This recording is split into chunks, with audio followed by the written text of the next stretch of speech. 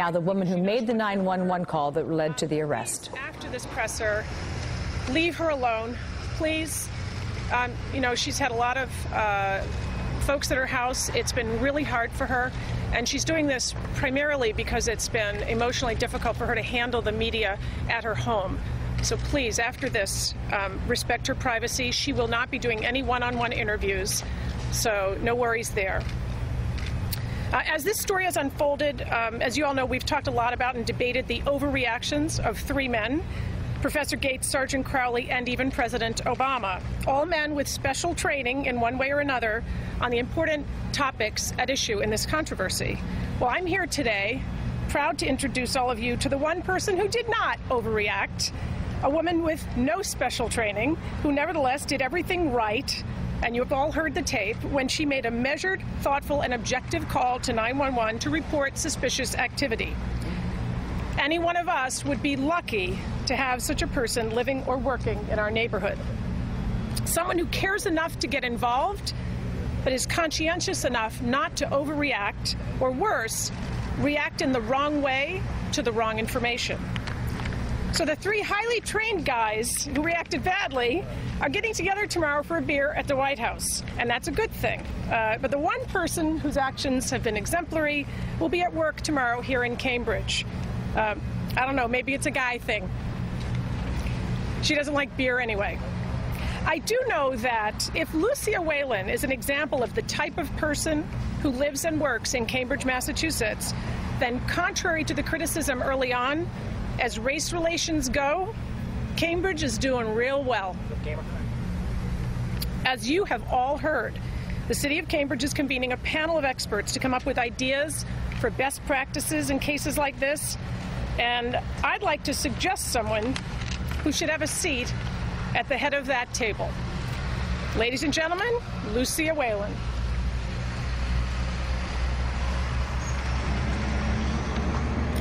Thank you for being here and giving me this opportunity to speak with you today.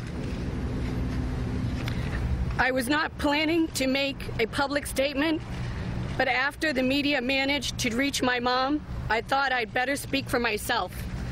The criticism at first was so painful for me and difficult. I was frankly afraid to say anything.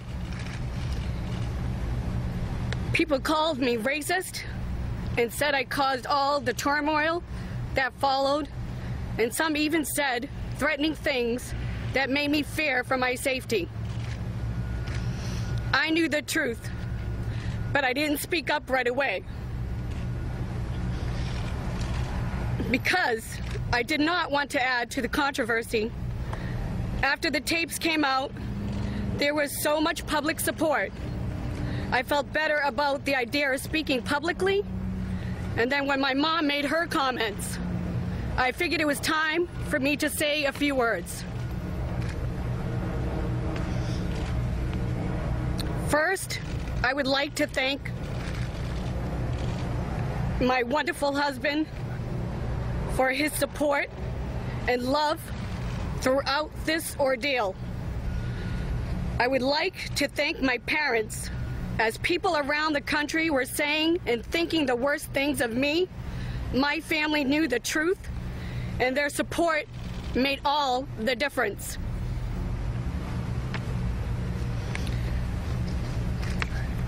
You're good.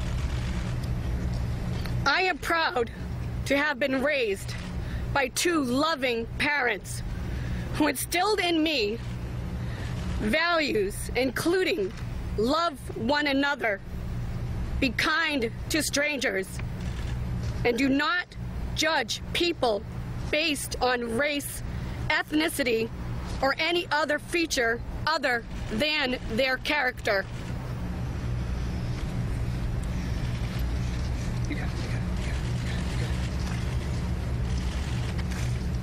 I am also proud to be a member of the Cambridge community, and while I do not live there, I have worked for more than 15 years.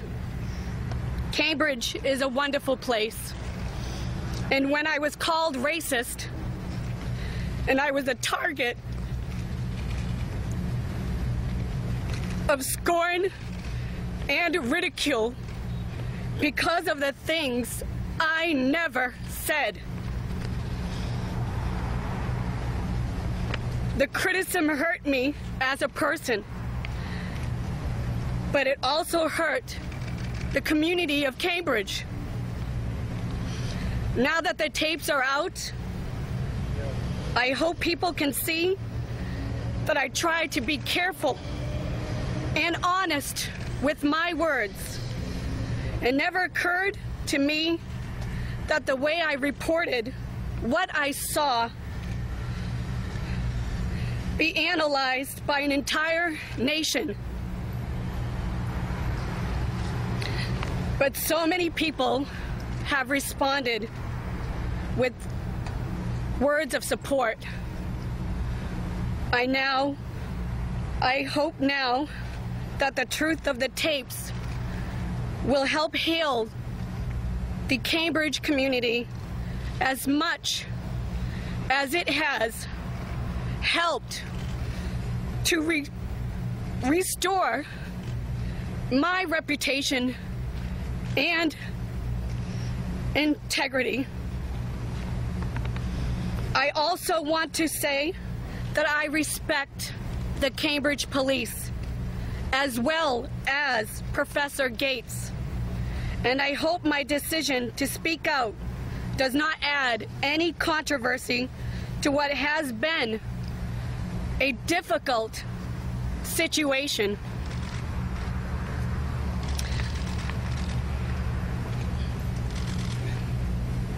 A special thanks to my entire family, friends, neighbors, and co-workers for their support.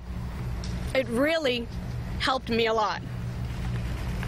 Lucia, could you answer a question just about, did you ever talk to Sergeant Crowley? As I said, the only words I exchanged were I was the 911 caller, and he pointed to me and stay right there. Nothing more? Nothing more than that. Lucia, could you give us an idea from your perspective what you saw as you were standing on the street there when you made the call? No. Did you find any inaccuracies in the police report, given that he said he had spoken to you directly and that you had said that it was they were African Americans? She's not going to answer questions about the police report. Can you comment on whether there were inaccuracies? She won't comment on that. Can I ask Ms. Whalen, was there anything you might have a chilling effect on other citizens that might want to call into police and report possible crimes? I honestly would hope not, but obviously what I have experienced has been very hurtful towards me. So I would hope that that would not be the case. A lot of people are looking ahead to tomorrow. If you could say something to the President, Professor Gates, and Sergeant Crowley as they're having their beer at the White House tomorrow, what would you want them to know? Oh, goodness. I honestly have not even thought about that, to be honest with you. I've been emotional and have not even been able to gather thoughts on that. So anything you want people to learn from all this? I would hope that people would learn not to judge to judge others, and to really base it on facts prior to scrutinizing someone, especially so damaging.